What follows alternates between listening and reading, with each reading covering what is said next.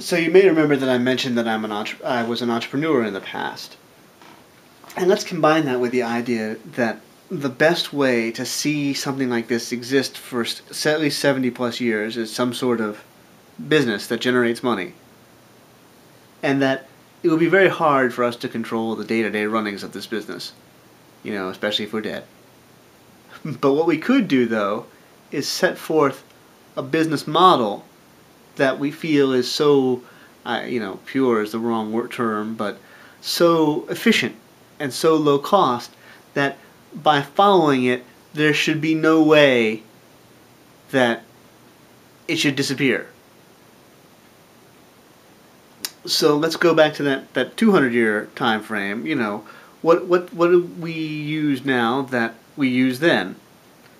Obviously, food, clothing, shelter, land, power, food again.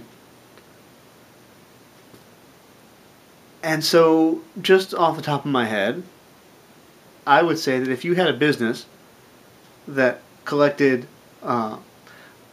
the used grease from restaurants and took that grease to make biodiesel, they could power the trucks that got the grease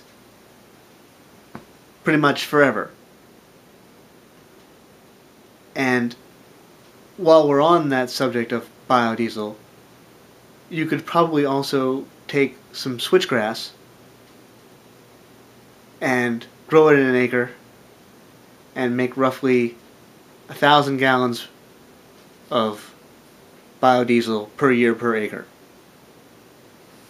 And that if you processed it, with this little, as much solar powered robots as you could, or some sort of assembly line that was able to grow eventually switchgrass hydroponically and surrounded with glow lights, and took the biodiesel to power generators making more light to try to grow as much grass as you could, or as much as this, switchgrass as you could,